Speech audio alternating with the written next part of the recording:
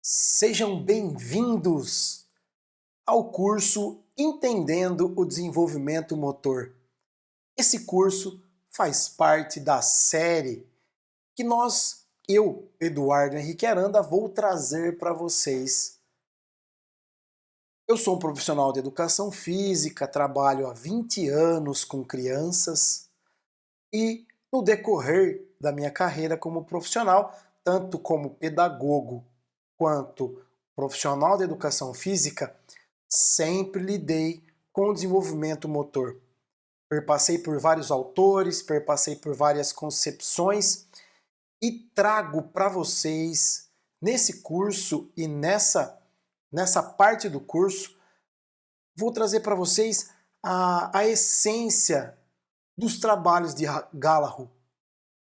Então, esse trabalho, esse curso, ele é inteirinho em cima da obra, do trabalho de Gallagher, Osmond, e vou trazer para vocês a minha visão de profissional em cima do estudo debrucei em cima desse trabalho, debrucei em cima dessa obra em que esses autores trabalharam muitos anos de suas vidas para levar para vocês as concepções, aquilo que eu consegui trazer misturando o conteúdo dessa obra com as minhas concepções de trabalho, as minhas concepções práticas.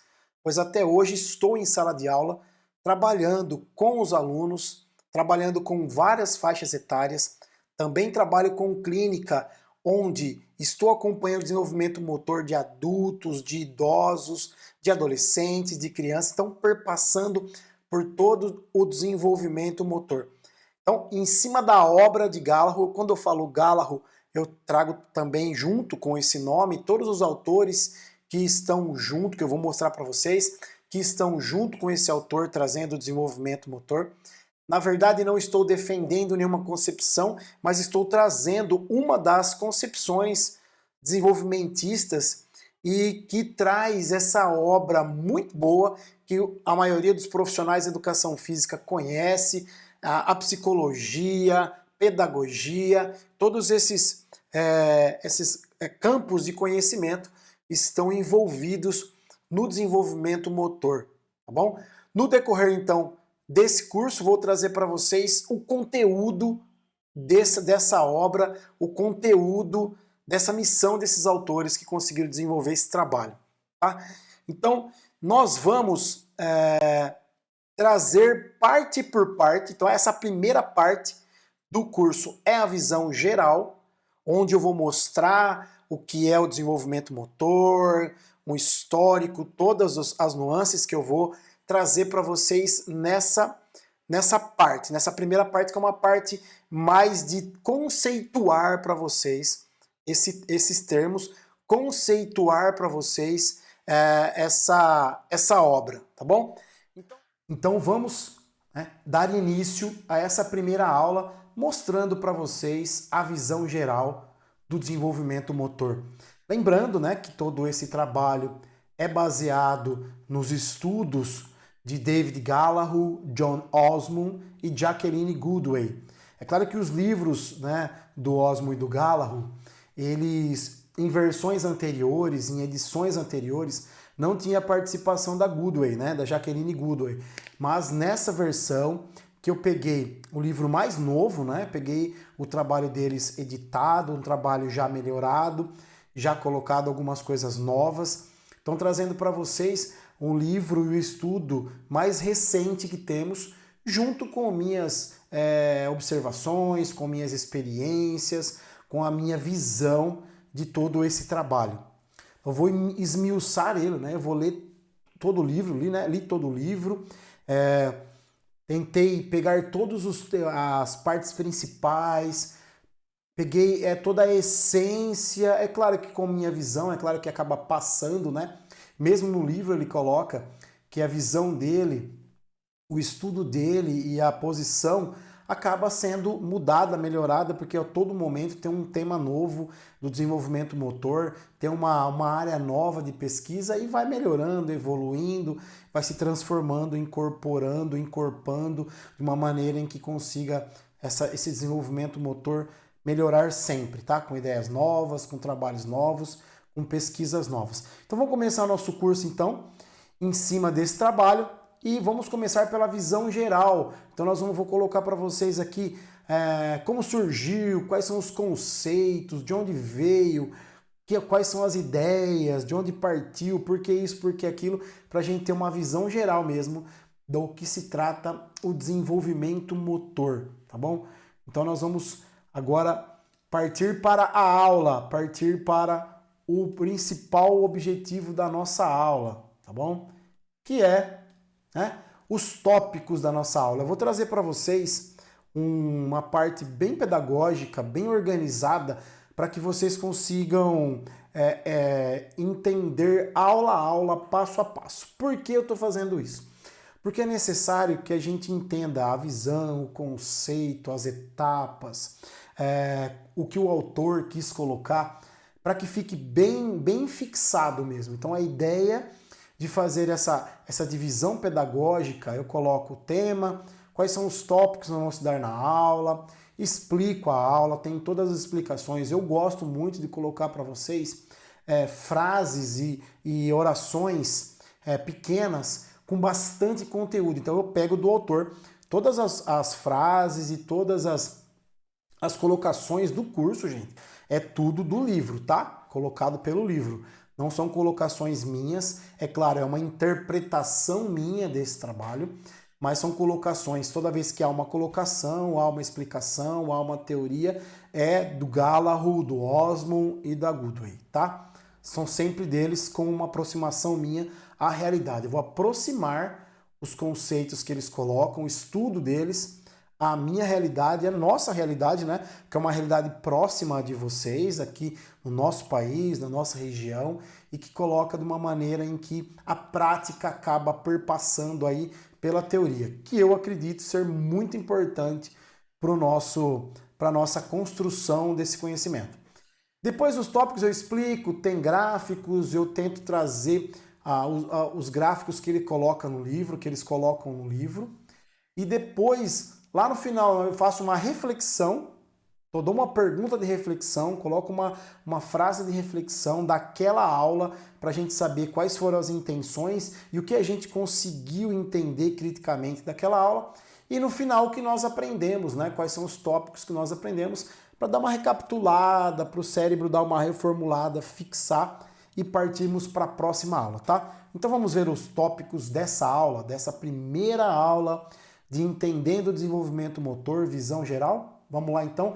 Vamos comigo, que vocês vão gostar muito dessa jornada. Uma jornada longa, mas uma jornada de muito conteúdo, muita dedicação.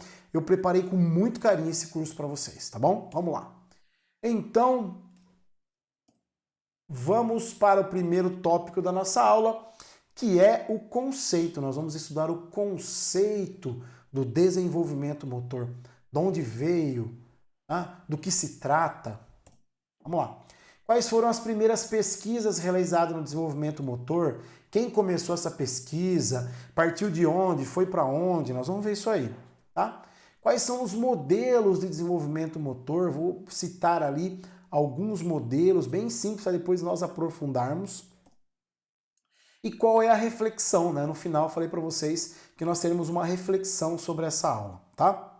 Vamos lá aos poucos então, para não passar assim muito conteúdo, né, no começo já de cara para vocês, mas vamos então para o conceito. Qual é o conceito de desenvolvimento motor? De uma maneira bem ampla para depois aprofundar. A ideia da sequência pedagógica aqui é no amplo e ir aprofundando até chegar à parte principal da história. Então, qual é o conceito?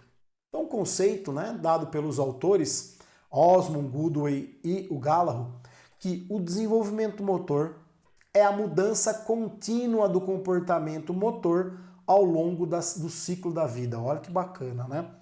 Será que é importante nós sabermos as mudanças contínuas do nosso comportamento motor? Será que é importante nós sabermos as mudanças contínuas no desenvolvimento motor dos nossos alunos? Por exemplo, estou falando aqui, é claro, para profissional da educação física, psicólogo, fisioterapeuta, terapeuta ocupacional, pedagogo. Estou falando para um amplo leque de profissionais que trabalham com o desenvolvimento motor. Por isso que vocês estão assistindo esse curso, porque faz sentido para vocês, porque vocês sabem que é necessário ter essa base de conhecimento para que a intervenção seja eficiente. Nós vamos falar isso aqui já, tá bom? Então, o desenvolvimento motor que acontece no decorrer e ao longo de nossa vida e que, se nós trabalharmos com criança até idosos, eu, por exemplo, no meu caso, eu trabalho com crianças, crianças de tenra idade, né, quase bebês, com crianças, adolescentes, com adultos e com idosos. Principalmente eu, né, nós temos a nossa preferência, principalmente eu trabalho com crianças e idosos. Eu gosto dessas duas faixas etárias, porque é a faixa etária que a gente consegue mais influenciar e acaba assim trazendo os resultados mais aparentes, eu digo, né? Na criança no desenvolvimento e no idoso na manutenção. Então, para a gente saber, né, para a gente entender esse desenvolvimento motor ao longo da vida, a gente precisa saber que há uma interação. Uma interação entre a tarefa motora, que é a atividade ali, a parte prática do que está acontecendo. Então, uma interação entre as condições do ambiente em que essa tarefa motora está acontecendo. E também há ali todo um respeito, um respaldo com relação à biologia do indivíduo. Tá? Nós estamos ali respeitando a individualidade biológica, que faz parte do processo de treinamento. Tá? Uma coisa casada com a outra. Então é importante termos em mente, coloque em mente agora aí, né? Vamos pensando, resgatando toda a sua prática pedagógica, sua prática de ensino, sua prática de trabalho. Esses três aspectos caminham juntos.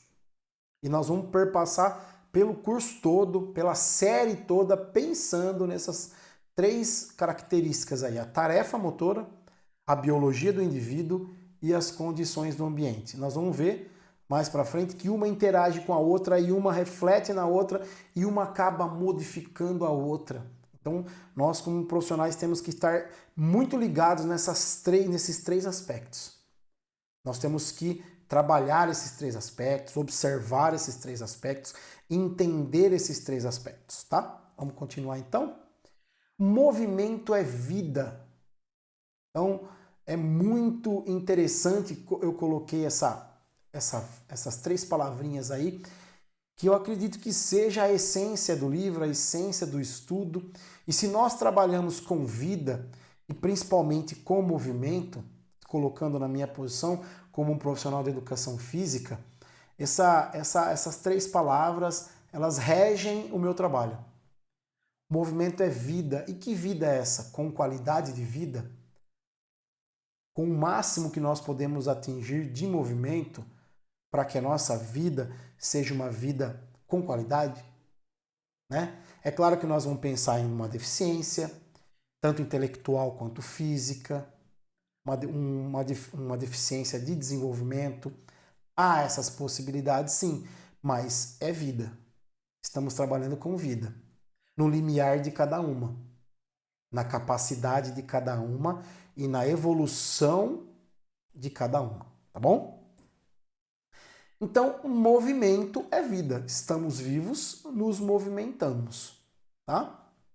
Então, vamos lá com as indagações de Gallagher, Osmond e da Goodway. Então, vamos lá. Todo o trabalho que fazemos no trabalho, ou tudo que fazemos no trabalho e no lazer, envolve movimento. Tudo. Ah, e se eu estou numa cama imobilizado? Há um movimento ali ainda há um movimento. Estamos falando numa situação extrema, né? Uma situação em que nós acabamos dando exemplos extremos às vezes para falar assim, você está falando de movimento humano, mas existem pessoas que não se movimentam. O movimento humano, ele não é só o movimento motor de deslocamento, tá? Mas é claro que nós vamos, como profissionais de educação física, a gente trabalha esse deslocamento sim, né? É necessário saber, porque se a gente trabalha com deslocamento, a gente tem que entender esse deslocamento também. Mas ela envolve todo o que nós fazemos envolve esse movimento. A nossa própria existência depende das batidas do nosso coração, da inalação e da exalação de nossos pulmões, de um conjunto de processos que acontecem na nossa fisiologia, de movimentos voluntários, né? Aquele que nós fazemos de acordo com a nossa vontade, o correr, o andar, o saltar, as habilidades motoras, como movimentos semiautomáticos, aquele que acontece com a nossa interferência ou não, e os automáticos, que não dependem da gente, quando nós estamos dormindo, está acontecendo ali, né? Então, todos esses movimentos, a nossa existência depende desses movimentos. Por isso que movimento é vida.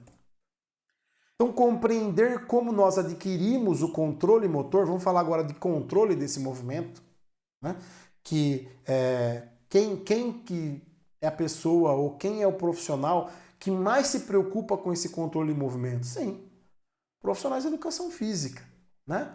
E outros, muitos, é claro, fisioterapeutas, fisiologistas, muitos outros. Mas trazendo para o profissional de educação física essa história, nós trabalhamos com o movimento humano. E não interessa a faixa etária, não, né? Do bebê, do pré-natal ali, até o sênior, até 99, 100 anos, até a última respiração do indivíduo, né? Então é fundamental nós entendermos o nosso controle motor e a nossa coordenação de movimento para que possamos viver de uma maneira que a gente consiga entender o que está acontecendo com o nosso corpo, principalmente no movimento. E entendendo o nosso, tendo uma base teórica, acabamos entendendo também o movimento das pessoas que estão fazendo parte da nossa vida, do nosso trabalho ali, que nós somos responsáveis por ele. Quem trabalha na área da saúde é responsável pela vida da outra pessoa que está passando por um tratamento, por uma aula, por uma intervenção, né? Vamos lá. Vamos continuar então, vamos nessa. Quando compreendemos esse processo do desenvolvimento do indivíduo típico, quando nós falamos aqui do indivíduo típico, é porque a gente precisa ter um padrão, a gente precisa ter um ponto de referência, a gente precisa ter uma situação para se comparar, tá? Então nós temos, não tem como a gente, o correto é lógico, a gente ter indivíduo por indivíduo analisado, mas para a gente saber em que ponto analisar esse indivíduo, nós temos que ter uma referência. Nós temos que ter um indivíduo típico para se fazer essa comparação, tá bom? Assimilamos orientações fundamentais e importantes para a eficácia do ensino-aprendizagem. Quando a gente compreende como funciona o indivíduo típico, a gente acaba tendo eficácia para poder ensinar. Porque quando a gente tem o indivíduo típico, a gente consegue entender se aquele outro indivíduo que nós estamos trabalhando, ele é um indivíduo que está tendo uma habilidade maior, está tendo uma eficiência maior ou uma eficiência menor, ou se ele está dentro do padrão do indivíduo típico, tá? Mas você vai padronizar as pessoas? Não, eu não vou padronizar as pessoas, mas eu preciso conhecer o processo, né, do indivíduo típico para fazer comparações, tá bom?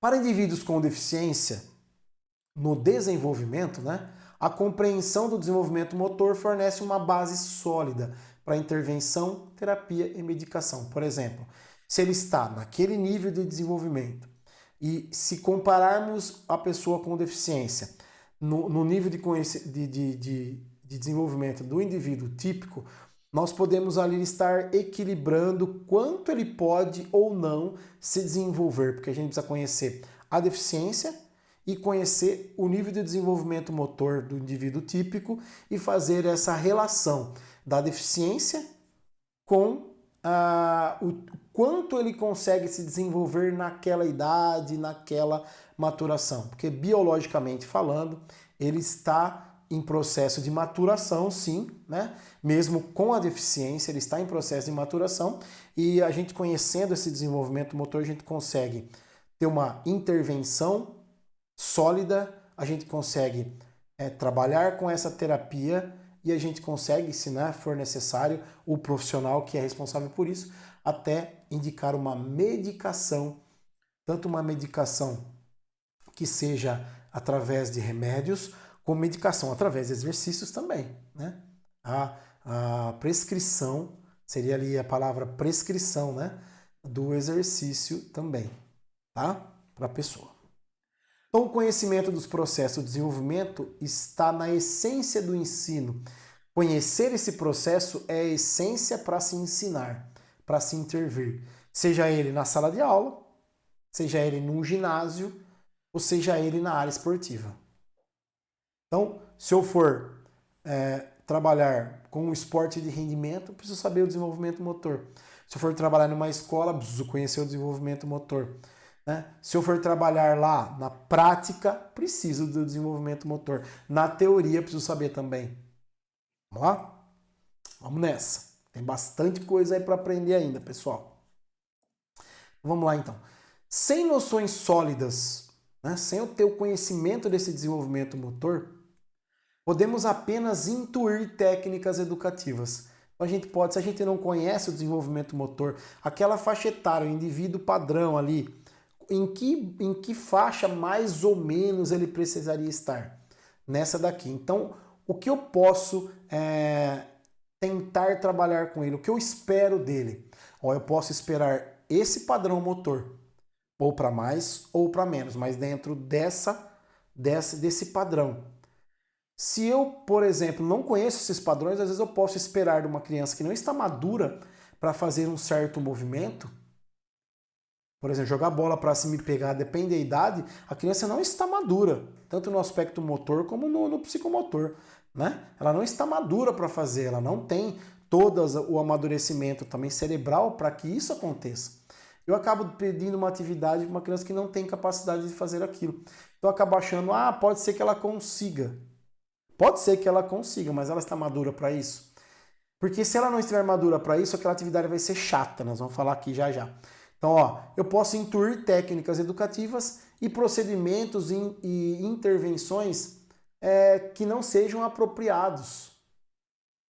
Eu acabo intuindo uma coisa, eu acho que aquilo é apropriado, mas não é. Né? As instruções com base no desenvolvimento envolvem experiências de aprendizagem que não são apenas através da idade, né? Não só através da idade que não falei para vocês, mas também ela tem que ser divertida em termos de desenvolvimento. Como é que ela é divertida em termos de desenvolvimento? Se o aluno faz uma atividade, uma pessoa está realizando uma atividade que ela consegue, que está dentro da faixa de desenvolvimento dela, aquilo faz com que ela consiga fazer, com que ela tenha vontade de fazer, e aquilo acaba sendo divertido, prazeroso e que traz um benefício. É isso que quer saber. Então, se a gente conhece o nível de desenvolvimento motor, a gente consegue trazer atividades nessa faixa de conhecimento aí, tá? O fornecimento de instruções é um aspecto importante no processo de ensino-aprendizagem. Trazer a instrução, você fala assim, mas a pessoa tem já um rol de movimentos, um rol de cultura corporal, tudo bem, eu também concordo com isso. Mas será que o indivíduo, quando está passando por um momento de terapia, de trabalho, de escola, de aprendizagem, ele não precisa de uma atenção e uma instrução para se fazer o movimento? Mas você vai acabar colocando um padrão de movimento. Não, eu estou dando um exemplo, uma instrução.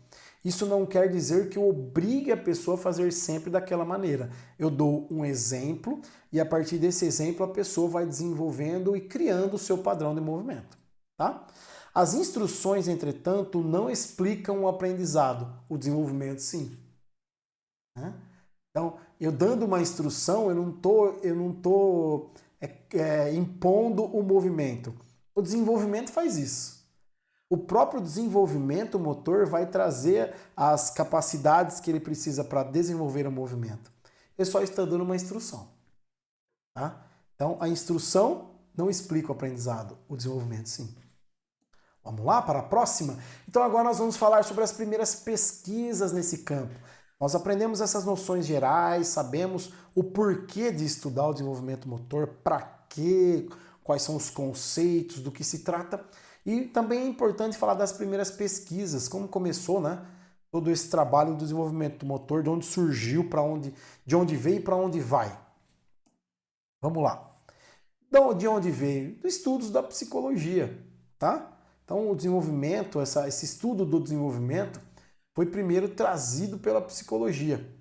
Até uma época relativamente recente, as pesquisas a respeito do aspecto do desenvolvimento do comportamento motor eram muito limitadas em abrangência e magnitude, quer dizer, ela não era aprofundada, ela não era trabalhada de uma maneira abrangente do que aquelas do desenvolvimento cognitivo e afetivo. Então, os estudos do cognitivo e do afetivo eram muito mais abrangentes, eram muito mais aprofundadas do que do desenvolvimento do comportamento motor, porque a psicologia fazia isso, né?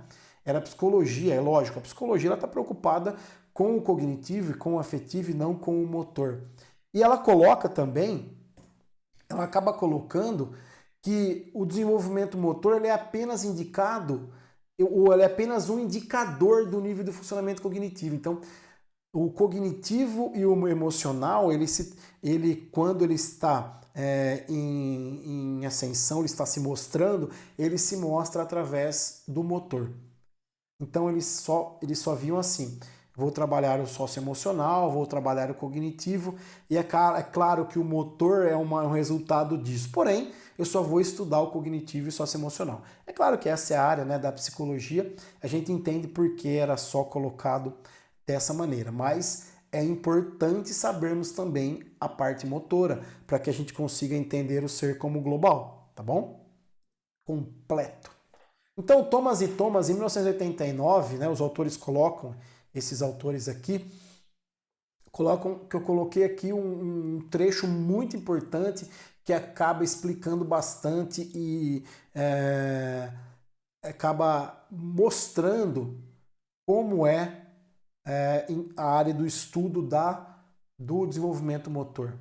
Ele coloca assim, né, esses autores: o estudo do desenvolvimento motor perpassa os campos da fisiologia do exercício, da biomecânica, com aprendizado e controle motor, escola, né, ou ensino, assim como os campos da psicologia, que se trabalha também o cognitivo e socioemocional, do desenvolvimento e da psicologia social.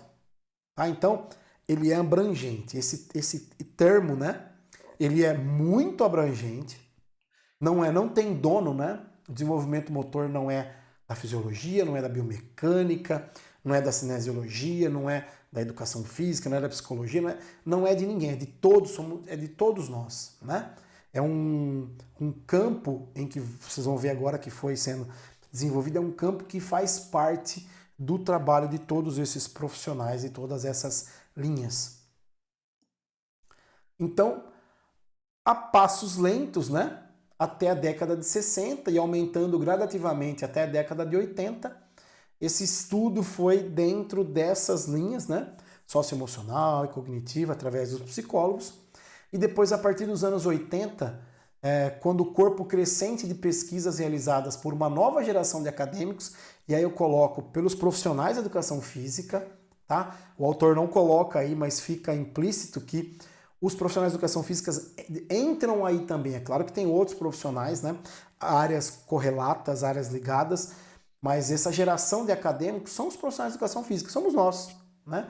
Profissionais de educação física e outros profissionais também dessas áreas, inclusive todos vocês que estão assistindo o curso fazem parte dessa área e nós acabamos aumentando o interesse pelo estudo do desenvolvimento motor. Acredito que é por isso que estamos todos aqui, né? Eu aqui passando, tentando estudar, tentando passar para vocês de uma maneira bem aprofundada e bem organizada esse tema e que vocês aí vão assimilar e colocar em prática e vai fomentar as pesquisas cada vez mais. Pode ser que nesse momento, né, que eu esteja gravando esse curso, vocês estejam desenvolvendo uma pesquisa inovadora referente a esse estudo, inovadora referente a essa temática, tá?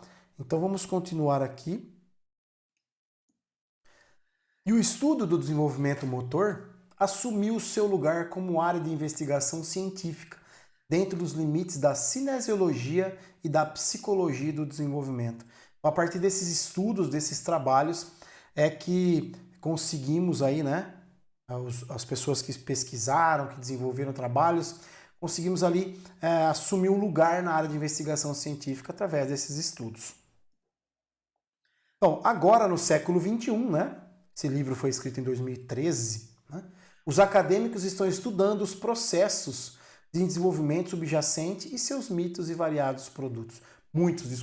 Seus muitos e variados produtos. Então, no nosso século, no século XXI, muitos acadêmicos estão estudando. Então, nesse momento, que eu falei para vocês, nesse momento pode ter um estudo muito bacana acontecendo e que possa revolucionar todo o trabalho que nós estamos estudando. É claro que não vai eliminar esse trabalho que nós estamos fazendo, mas que vai dar corpo, vai dar outras nuances, outras vertentes e que vai melhorar, né? Uma teoria sempre melhora a outra, ela não elimina a outra, mas ela melhora a outra.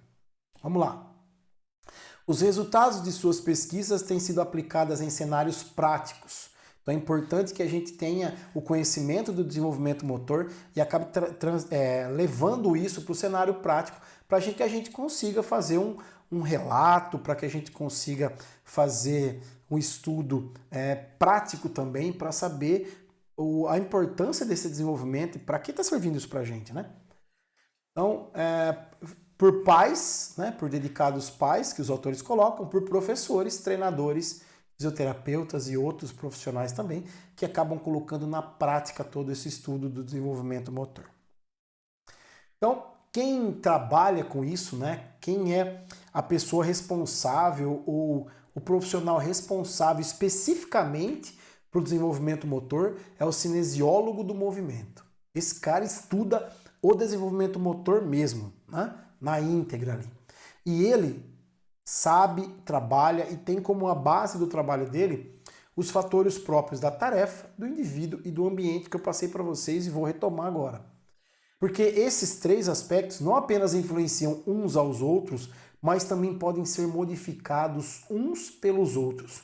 Olha que aprofundamento, né? Olha o que o cinesiólogo do movimento acaba trabalhando.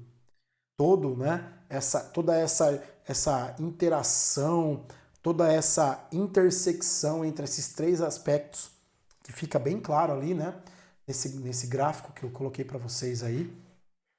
Nesses três aspectos, o individual, o indivíduo, que está relacionado ao ambiente, que está relacionado à tarefa. Então, quando nós passamos a tarefa, quando nós colocamos uma comanda, quando nós passamos instruções para um exercício, nós teríamos que antes ter pensado na individualidade, né, na biologia dessa pessoa, desse indivíduo, no ambiente que estamos fazendo o trabalho, e essa tarefa tem que estar relacionada intrinsecamente com esses dois outros fatores. E cada um relacionado um com o outro, sabendo quais são as inter-relações entre eles. É um trabalho árduo, é um trabalho de muito estudo, é um trabalho de muitos testes e teorias com práticas para que a gente consiga desenvolver um trabalho muito bem feito com as pessoas que nós estamos trabalhando, né? Vamos lá então? Vamos partir para a nossa reflexão então?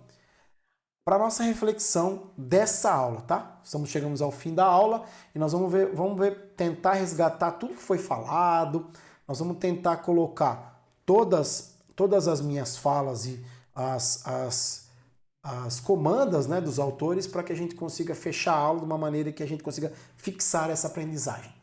Será que o estudo do desenvolvimento motor deve focar apenas no sujeito habilidoso?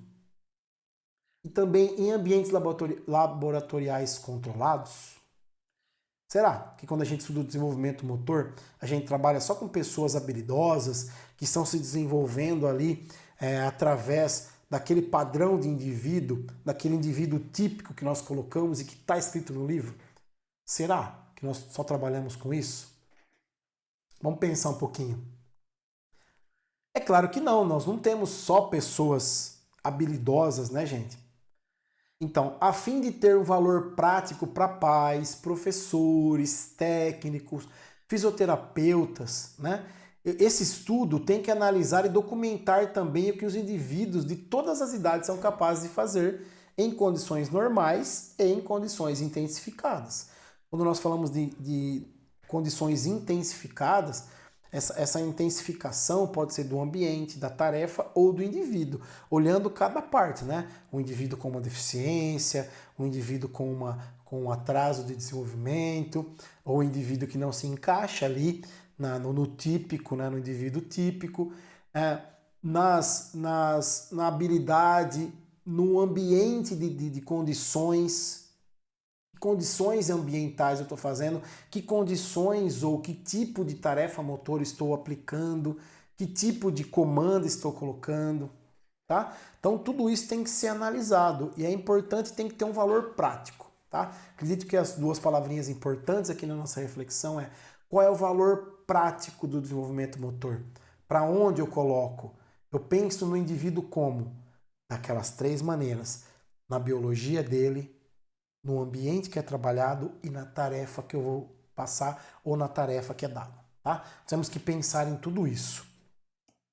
E o que será que nós aprendemos na nossa aula então, pessoal? Nós aprendemos o conhecimento do desenvolvimento motor e sua função, né, numa visão geral. Nós também aprendemos quando e em que condições surgiram as primeiras pesquisas no campo do desenvolvimento motor. Também, né, foi dada uma breve descrição do modelo transacional. Esse modelo transacional, pessoal, é aquele modelo indivíduo, experiência ou, né, o ambiente e a tarefa motora. Esse é o modelo transacional, que um acaba, né, intervindo no outro, um acaba modificando o outro.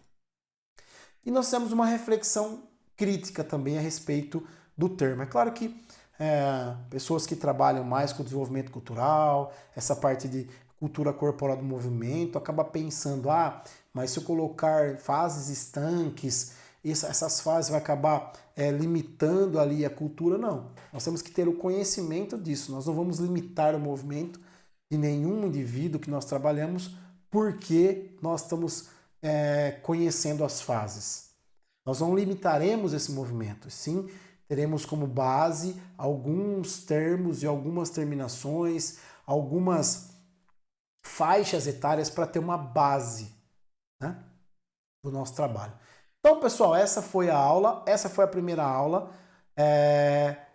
Trouxe esses temas, trouxe todas essas partes da visão geral, né?